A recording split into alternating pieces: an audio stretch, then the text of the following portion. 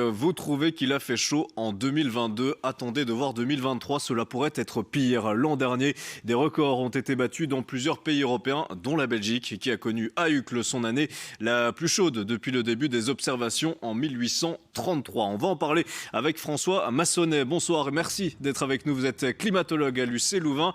Alors, je l'ai déjà un peu évoqué, mais que nous réserve concrètement en 2023? En résumé, plus chaud encore, si j'ai bien compris. 2023, on n'est pas encore tout à fait sûr. On sait qu'on sera dans une année qui, comme 2022, sera dans le top 5 certainement des années les plus chaudes parce que le dioxyde de carbone continue à s'accumuler dans l'atmosphère et c'est ça qui cause l'augmentation de long terme. Malgré le fait que chaque année, il y a plus de dioxyde de carbone dans l'atmosphère que l'année précédente, les températures, elles, n'augmentent pas de façon linéaire. Il y a des petites fluctuations d'une année sur l'autre qui sont liées à des phénomènes naturels, notamment le phénomène El Niño, La Niña. On sort ici de 3 années où on était en mode La Niña, donc plutôt froid. Et 2023 devrait voir revenir El Niño, qu'on appelle l'enfant terrible du Pacifique, qui a pour tendance de pousser les températures à la hausse. Donc il fera sans doute plus chaud qu'en 2022, mais on n'est pas encore sûr de battre un record. Et est-ce que le changement climatique joue un rôle dans ces phénomènes dont vous parliez, de la Niña et El Niño? Alors pas du tout, ce sont des phénomènes qui sont complètement naturels, qui se produisent en fait depuis la nuit des temps. D'ailleurs on en voit des traces dans des récits très anciens. Ces phénomènes se succèdent à un rythme qui est de 2 à 7 ans en moyenne, et ils ont toujours existé. Et vous parliez de ces phénomènes, quelle partie du monde risque d'être les plus impactées justement?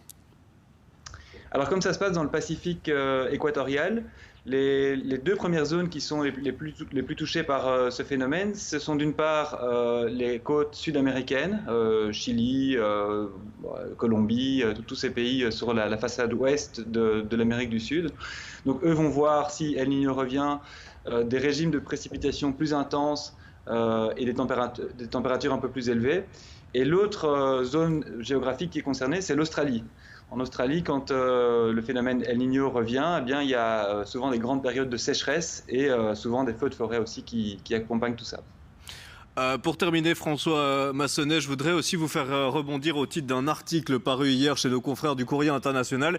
2024 sera-t-elle la première année à dépasser les 1,5 degrés de réchauffement planétaire, le seuil limite fixé dans l'accord de Paris en 2015? Est-ce que c'est possible? Alors, j'ai un peu regardé les données avant l'interview pour me remettre dans le bain. On est aujourd'hui à plus ou moins 1,2, 1,3 degrés au-dessus des valeurs pré-industrielles, donc la moyenne entre 1850 et 1899. Il faut savoir que d'une année sur l'autre, on gagne rarement plus que 0,2 degrés. Et c'est plutôt 0,1 degré qu'on gagne ou qu'on perd par rapport à l'année précédente.